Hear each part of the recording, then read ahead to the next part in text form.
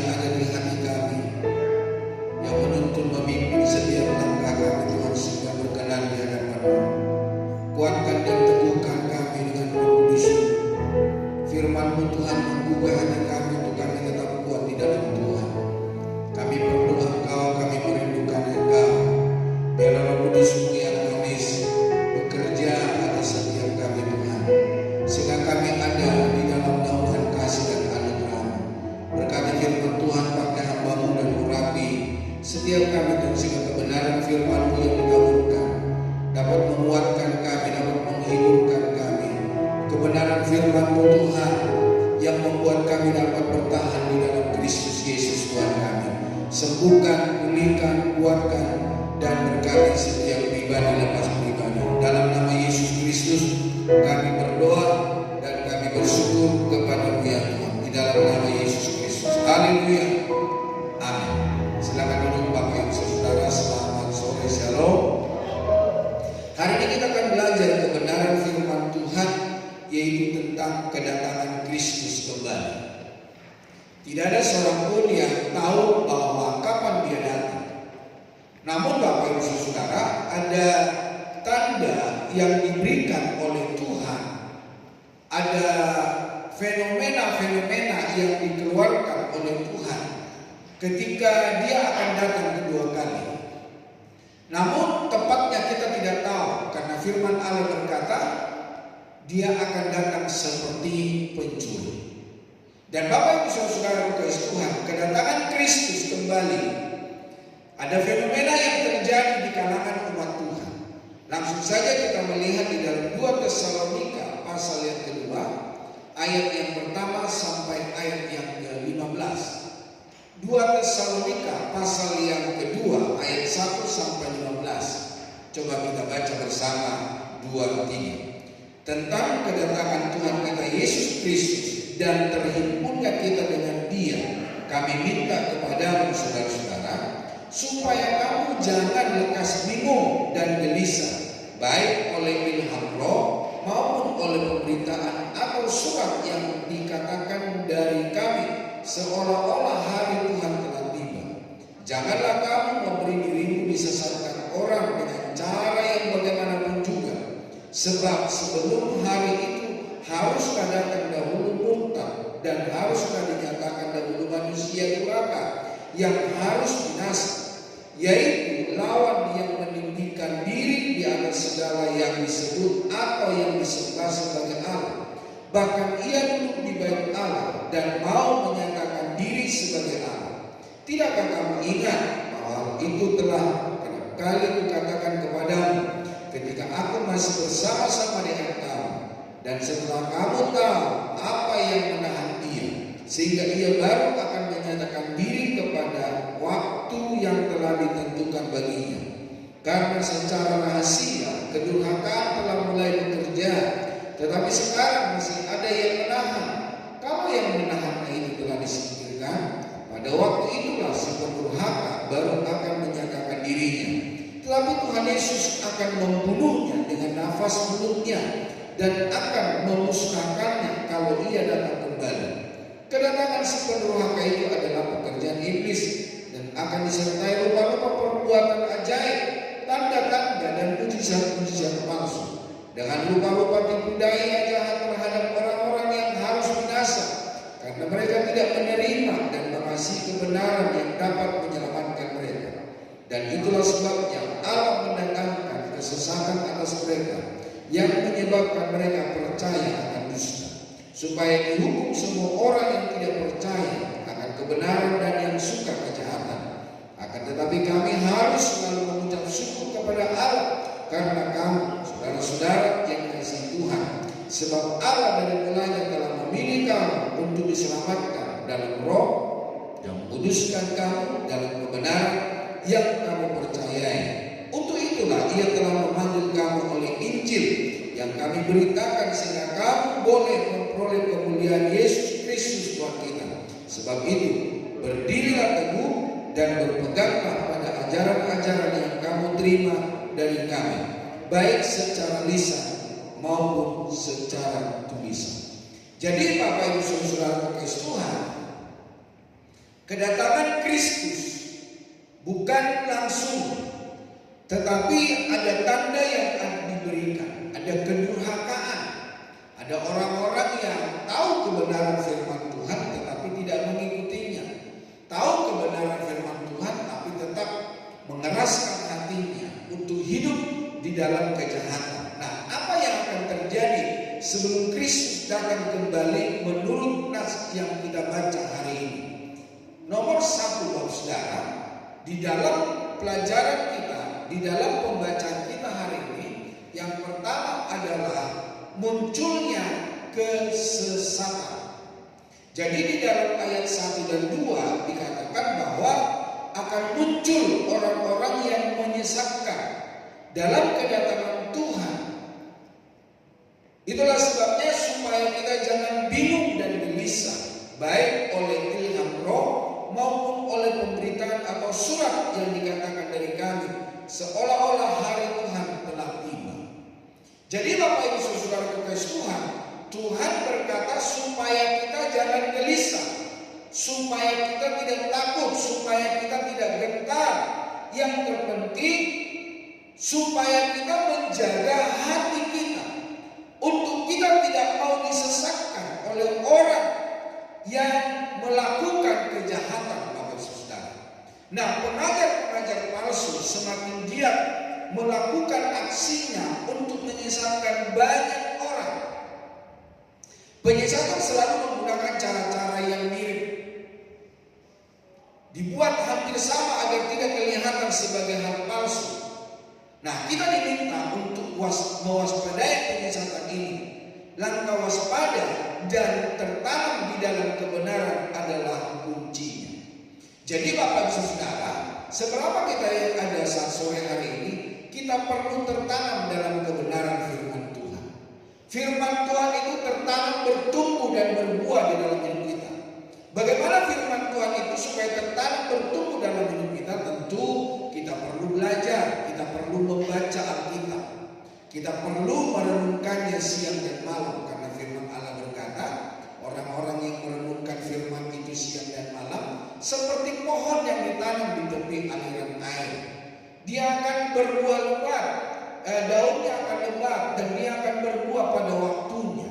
Jadi Bapak Ibu Saudara, untuk kita sebagai orang percaya, tentu kita perlu bertumbuh dalam firman Tuhan. Bilang dulu, bertumbuh dalam firman Tuhan. Dengan cara apa? Perlu membaca Alkitab. Jadi jangan sia-siakan waktu yang Tuhan berikan bagi kita. Mari kita mempelajari Alkitab. Mari kita membaca Alkitab. Nah, di dalam Injil Matius 24 ayat yang ke-4, 5 dan 11 dikatakan, Injil Matius 24, 4 dan 5 dan 11, jawab Yesus kepada mereka, waspadalah supaya jangan ada orang yang menyesatkan kamu. Jadi kita perlu berhati-hati, kita perlu belajar, kita perlu mawas diri. Supaya apa? Supaya kita jangan disesatkan. Sebab banyak orang akan datang dengan memakai namaku dan berkata, akulah Mesias, dan mereka akan menyesatkan banyak orang. Banyak nabi palsu akan muncul dan menyesatkan banyak orang. Jadi Bapak Ibu Saudara kekasih Tuhan, akan ada banyak penyesat. Nah, siapa yang akan menyesatkan kita? Bukan orang luar, Bapak Saudara, tetapi orang-orang yang tahu kebenaran firman Tuhan ada di antara kita. Nah, coba lihat dulu kiri kanannya, apakah dia jadi penyesat itu? Coba lihat dulu. Gak ada yang berani lihat ya. Bapak Ibu Saudara, karena beberapa alasan, yaitu mengenai uang, jabatan, pasangan hidup dan lain-lain, orang-orang pergi meninggalkan kebenaran. Orang tidak lagi akan memegang imannya sebagai sesuatu yang penting dan layak dipertahankan. Mereka lebih mementingkan harta duniawi, mereka lebih mementingkan kekayaan, mereka lebih mementingkan kedagingan. Nah, yang kedua, sebelum kedatangan Yesus Kristus, maka akan terjadi peperangan antara etnis dan bangsa. Nah, di dalam Injil Matius pasal 24 ayat 6 sampai 7a, Matius 24 ayat 6 sampai 7a dikatakan, kamu akan mendengar deru perang atau kabar-kabar tentang perang. Namun berawas-awaslah, jangan kamu gelisah, sebab semuanya itu harus terjadi, tetapi itu belum kesudahannya. Itu baru tanda-tanda, Pak. Itu baru tanda-tanda. Itu baru awal pembukaan. Sebab bangsa akan bangkit melawan bangsa dan kerajaan melawan kerajaan. Jadi akan ada peperangan, akan ada permusuhan. Jadi jangan pikir begini, semakin bertambah tahun semakin bangsa, negara semakin aman. Tetapi semakin ricuh, saudara. Semakin ada pertentangan. Nah, yang ketiga, saudara, munculnya kemurtadan. Kalau murtad, apostasia berarti menjauh atau meninggalkan. Arti lain dari kata tersebut adalah pembelotan atau pemberontakan. Akan ada banyak orang membelot akan kebenaran firman Tuhan, membelot akan apa yang dia terima, apa yang dia tahu dan apa yang dipelajari.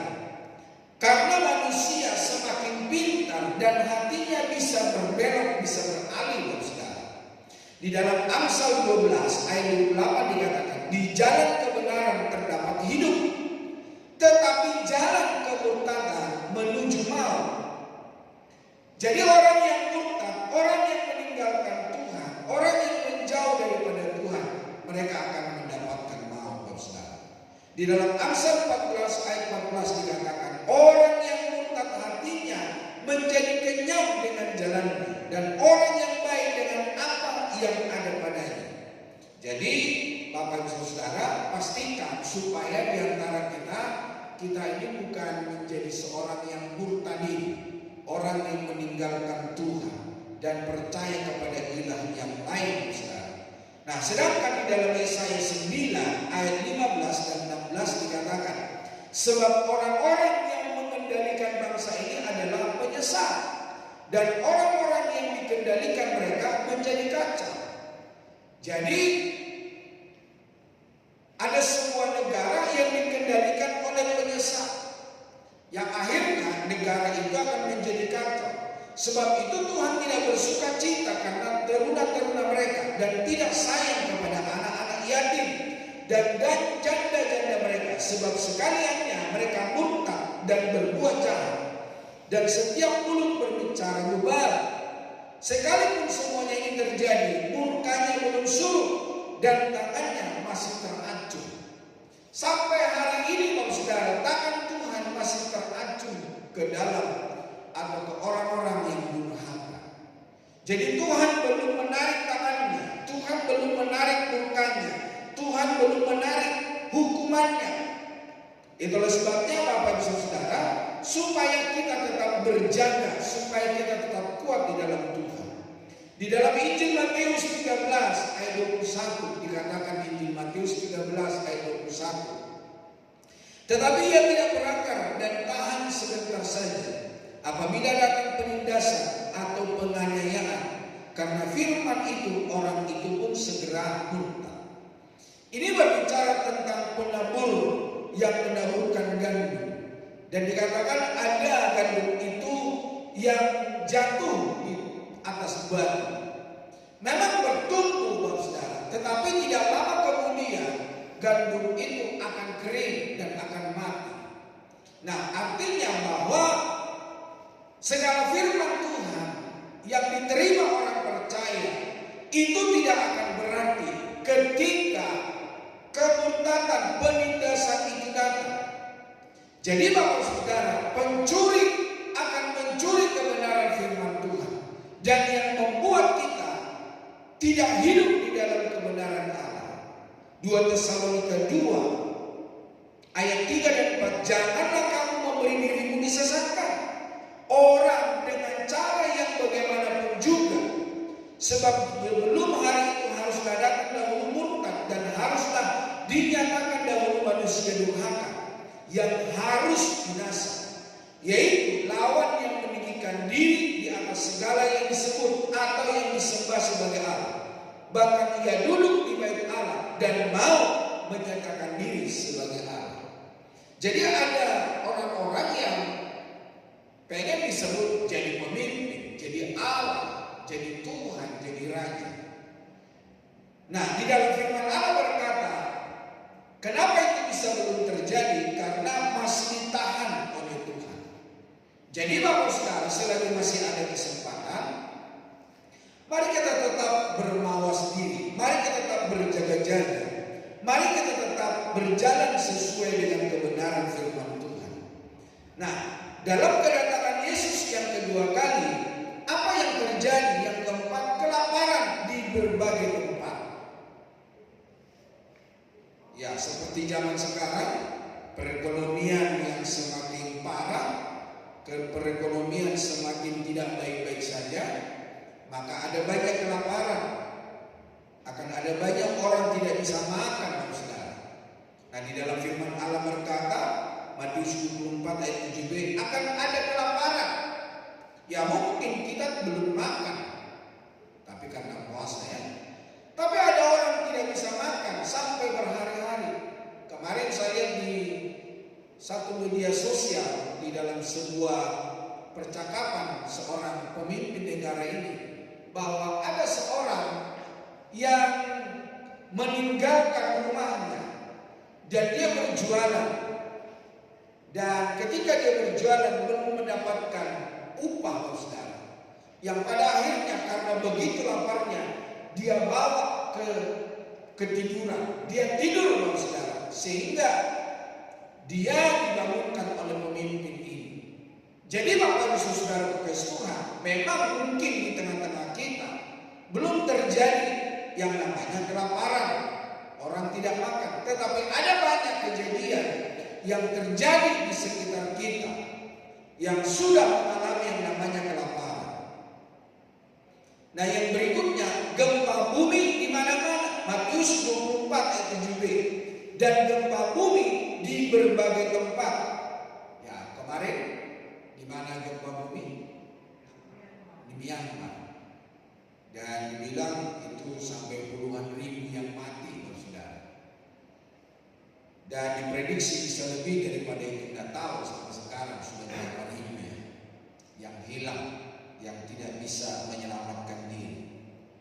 Nah, belum lagi gempa bumi yang dahsyat yang akan terjadi di Indonesia, yang dibilang bahwa kejadian itu nanti akan lebih besar terjadi di Selat Sunda, antara Jawa dan Sumatera, dan juga ada di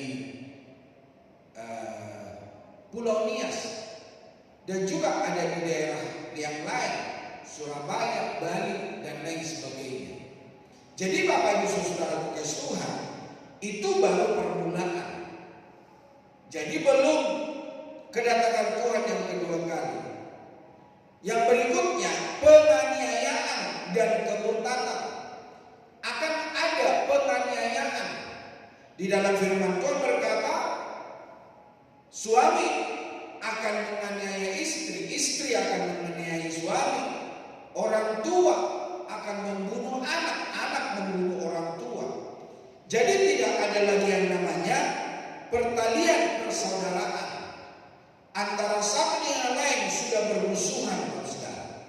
Nah, di dalam Injil Matius 24 ayat 9 dan 10 dikatakan, pada waktu itu kamu akan diserahkan supaya disiksa, dan kamu akan dibunuh, dan akan dibenci semua bangsa oleh karena namaku. Dan banyak orang akan murtad, dan mereka akan saling menyerahkan dan saling membenci. Jadi Bapak Ibu Saudara, di akhir zaman, sebelum kedatangan Yesus Kristus kedua kali, kasih itu sudah tidak ada lagi.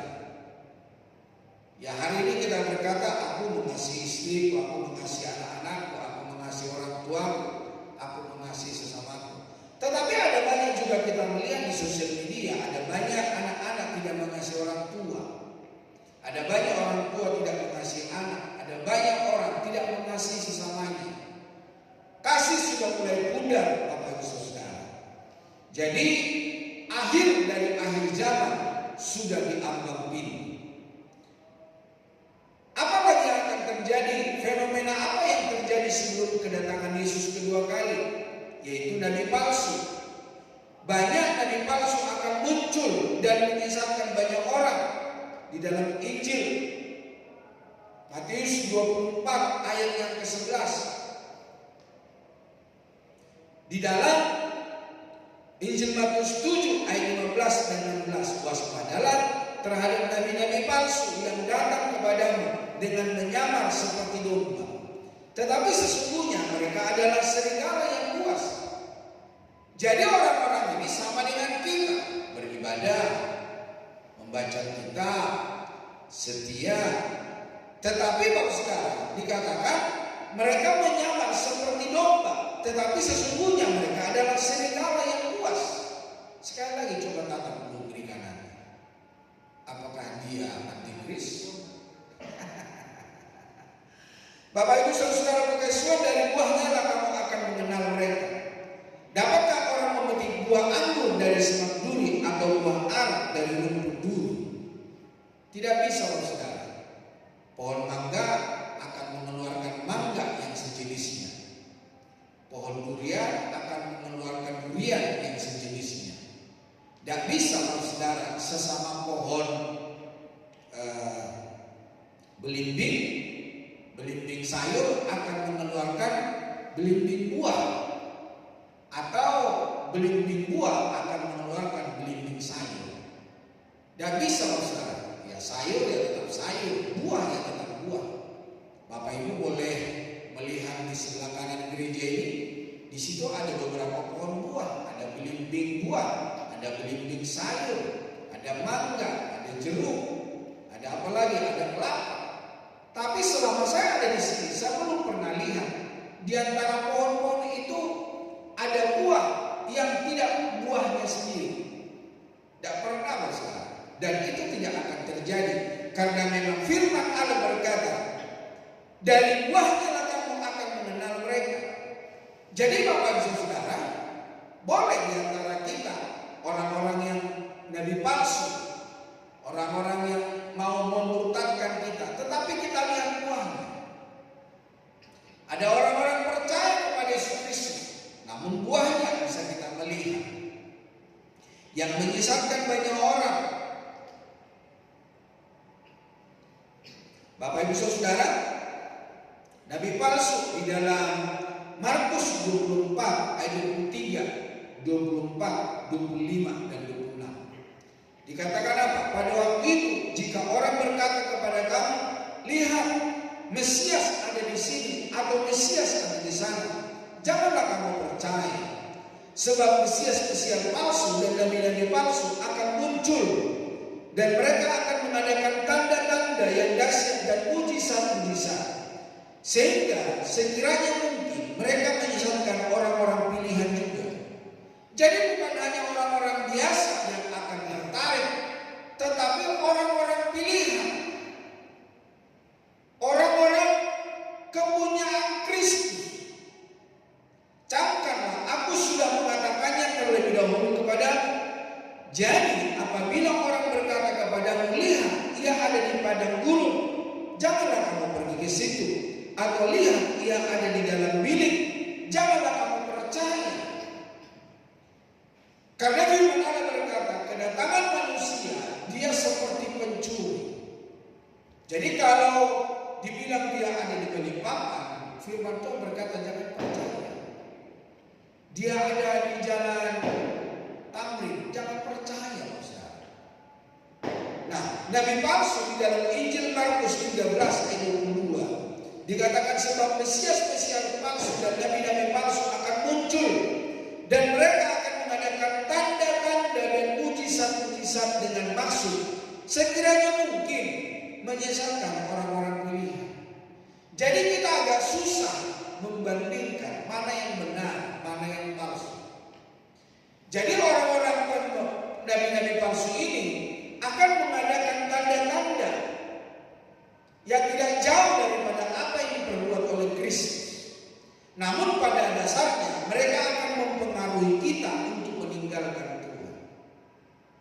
Jadi sangat sulit untuk menilai siapakah nabi palsu, siapakah orang-orang yang percaya kepada Kristus.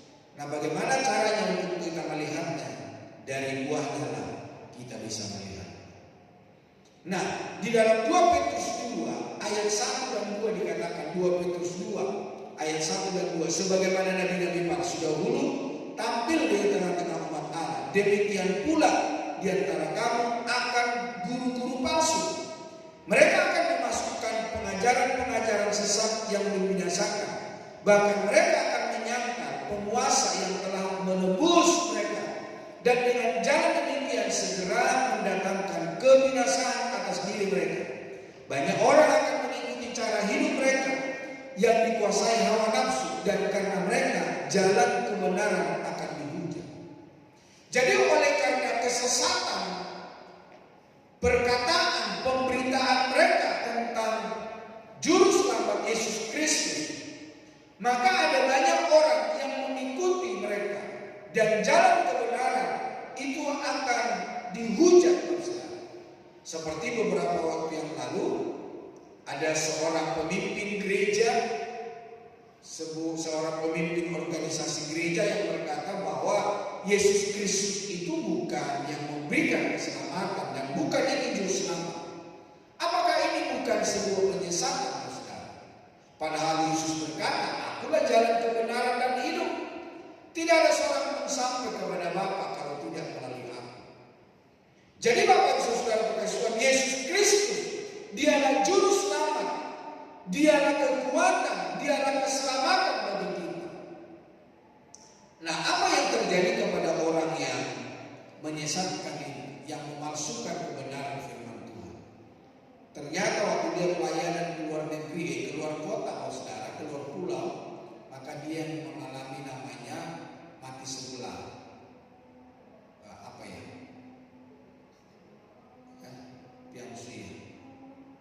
Jadi Bapak Saudara, bahkan dia tidak sampai sadar, Bapak Saudara.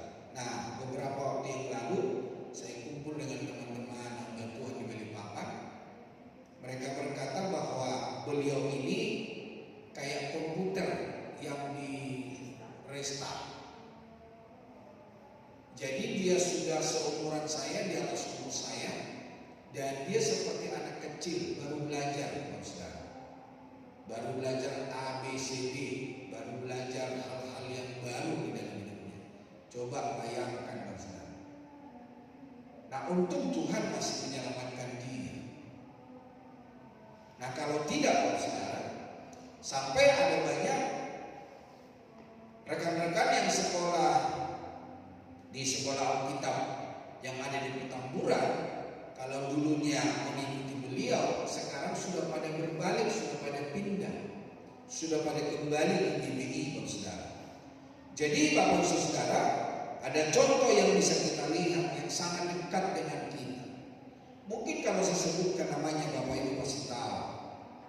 Nah, bangkitnya kembali Israel, artinya pohon ara yang bertunas di dalam Injil Matius 24 ayat 32 dan 33. Dikatakan, tariklah pelajaran dari perumpamaan tentang pohon ara. Apabila ranting-rantingnya melembut dan mulai bertunas, kamu tahu bahwa musim panas sudah dekat. Demikian juga jika kamu melihat semuanya ini, ketahuilah bahwa waktunya sudah dekat, sudah diambang pintu. Jadi ketika Israel sudah merdeka, ada banyak orang-orang kembali ke Yerusalem. Ini sudah diambang pintu. Jadi sudah dekat. Bagi saudara dan saya yang hadir hari ini, ketika ada hal-hal yang kita kerjakan di dalam hidup kita yang tidak sesuai dengan kebenaran firman Tuhan, mari kita bertobat. Mari kita kembali kepada kebenaran firman Tuhan. Lakukan apa yang baik, yang sesuai dengan kehendak Tuhan. Jangan keraskan hatimu. Jangan terlena dengan apa yang ada di dalam dunia ini. Apalagi yang akan terjadi? Kehancuran ekonomi dunia. Di dalam Yakobus pasal 5. Jadi ada kehancuran. Ayat pertama dikatakan, jadi sekarang hai kamu orang-orang kaya, menangislah. dan berataplah atas sengsara yang akan menimpa kamu. Kekayaanmu sudah membusuk dan pakaianmu telah dimakan nyamuk. Emas dan perakmu sudah berkarat, dan karatnya akan menjadi kesaksian terhadap kamu dan akan memakan dagingmu seperti api. Kamu telah mengumpulkan harta pada hari-hari yang sedang berakhir. Sesungguhnya telah terdengar teriakan besar karena upah yang kamu tahan dari buruh yang telah menuai hasil ladangmu, dan telah sampai ke telinga Tuhan semesta alam keluhan mereka yang menyabit panenmu. Dalam kemewahan kamu telah hidup dan berfoya-foya di bumi. Kamu telah memuaskan hatimu sama seperti pada hari penyembelihan. Jadi ada orang-orang yang memeras gaji daripada karyawannya. Misalnya gaji karyawannya seharusnya 1 juta. Bisa dia ambil separuh, bisa dia ambil seperempat. Jadi tidak sesuai dengan undang-undang para pekerja. Jadi Bapak Ibu Saudara kasih Tuhan, hasil yang mereka kerjakan tidak sesuai dengan pekerjaan yang mereka terima. Nah, Tuhan berkata, telah sampai kepada telingaku keluhan mereka yang menyabit panenmu. Ya mungkin kita tidak bertani padi, tetapi kita bekerja hal yang lain. Tuhan berkata, aku telah mendengar pembantumu, aku telah mendengar supirmu, aku telah mendengar karyawanmu. Apa yang mereka keluhkan ke hadapan. Jadi Bapak Saudara kasih Tuhan, sebelum kedatangan Yesus kedua kali, maka kehancuran perekonomian akan terjadi. Apalagi saudara, munculnya roh antikris. Mungkin ini sudah ada di antara kita, saudara. Nah, tanda lain adalah akan muncul seorang antikris, manusia durhaka yang akan menuntut dirinya disembah sebagai Allah. Dia akan berkata, sembahlah saya adalah Tuhan, saya adalah Raja, saya adalah penguasa. Jadi Bapak Ibu Saudara kasih Tuhan, memang secara nyata mereka belum menyatakan diri. Karena apa? Masih ada yang memegangnya, masih ada yang mengawasi.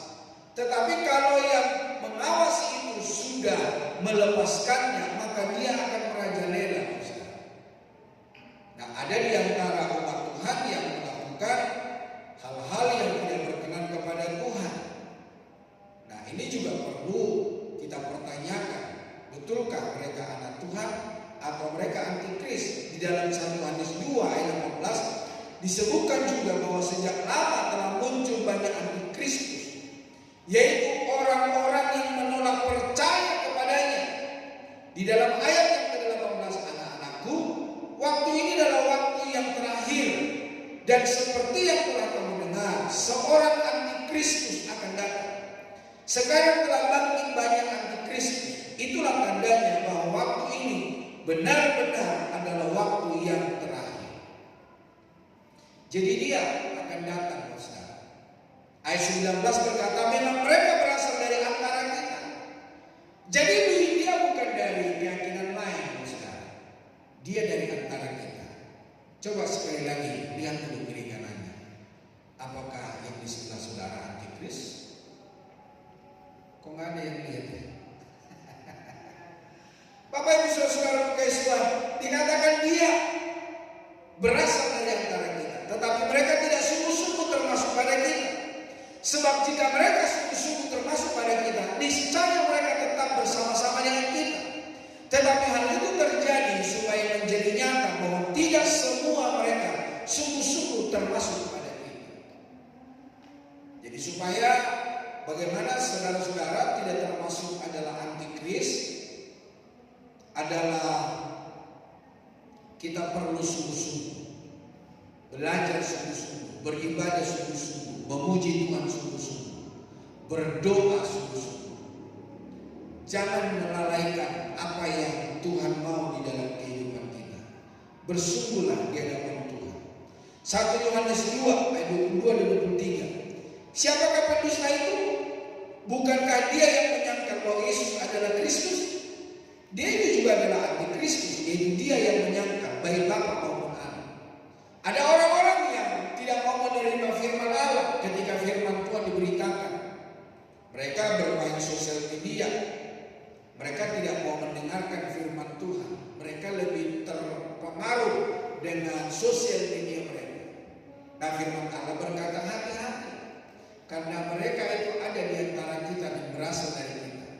Jadi bukan dari luar, saudara. Sebab barang siapa menyangkal anak, ia juga tidak memiliki bapa. Dan barang siapa mengakui anak, ia juga memiliki bapa. Jadi orang yang menyangkal bapa tidak punya bapa.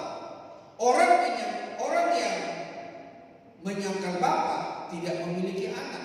Tetapi orang yang memiliki anak akan memiliki bapa. Orang yang memiliki bapa akan memiliki anak. Jangan sampai kita meninggalkan salah satu antara bapa dan anak. Nah, Bapak Ibu Saudara kekasih Tuhan, di dalam 1 Yohanes 4 ayat yang kedua dan 3 dikatakan, demikianlah kita mengenal roh Allah. Setiap roh yang mengaku bahwa Yesus Kristus telah datang sebagai manusia berasal dari Allah. Dan setiap roh yang tidak mengaku Yesus tidak berasal dari Allah. Roh itu adalah roh antikristus, dan tentang dia telah kamu dengar bahwa ia akan datang, dan sekarang ini ia sudah ada di dalam dunia. Jadi Bapak Ibu Saudara, sudah tidak jauh, saudara, sudah sangat dekat. 2 Yohanes 1 ayat 7 dan 8. Sebab banyak penyesat telah muncul dan pergi ke seluruh dunia, yang tidak mengaku bahwa Yesus Kristus telah datang sebagai manusia. Itu adalah penyesat dan antikristus. Waspadalah supaya kamu jangan kehilangan apa yang telah kami kerjakan itu, tetapi supaya kamu mendapat upahmu sepenuhnya.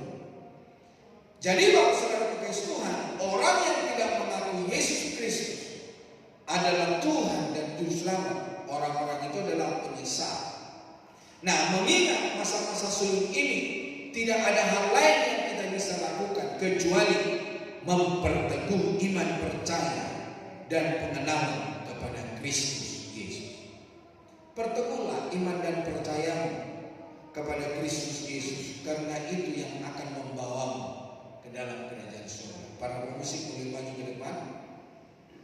Dan yang terakhir, saudara, Matius 24 ayat 14. Injil kerajaan diberitakan di seluruh dunia. Apakah sudah diberitakan? Sedang berjalan.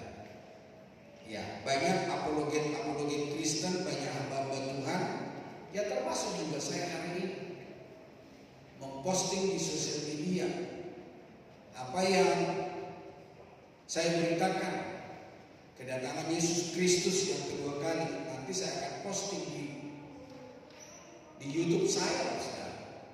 Jadi setiap khotbah pada hari Minggu diposting di YouTube. Di YouTube gereja kita juga ada. Jadi Bapak Ibu Saudara, kalau pengen mendengarkan ulang, maka ada di YouTube gereja kita, ada juga di YouTube saya, ada juga di di Facebook Gereja Betel Indonesia, GBI Soekarno-Hatta atau Sahabat. Nah, di dalam Matius 24 ayat 14 dikatakan, dan Injil kerajaan ini akan diberitakan di seluruh dunia menjadi kesaksian bagi semua bangsa. Sesudah itu barulah tiba kesudahannya. Ada orang berkata 2030, ada orang berkata 2035. Ya, nanti kita lihat saja. Mungkin saya sudah tidak ada lagi 2030, atau saya tidak ada lagi 2035, atau mungkin saya masih ada sampai 2040. Tapi Bapak Saudara kekasih Tuhan, bukan masalah kedatangannya. Pertanyaannya, sudahkah Anda siap? Sudahkah Anda menerima Yesus Kristus menjadi Tuhan dan Raja? Sudahkah Anda melakukan pertobatan? Orang yang bertobat itu menerima Yesus Kristus. Setelah itu dia dibaptis, dia melakukan kebenaran firman Tuhan. Karena baptisan itu adalah sebuah tanda pertobatan. Aku telah bertobat, aku kembali. Seperti dalam Injil Yohanes berkata, aku kembali kepada rahim. Jadi Bapak Ibu Saudara, setiap kita yang ada hari ini, supaya kita mempertahankan iman dan percaya kita kepada Yesus Kristus. Nah, melihat hal tersebut di atas, lantas apa sikap kita orang percaya? Nah, hiduplah dalam kekudusan. Bilang dulu kiri kanannya, hidup dalam kekudusan.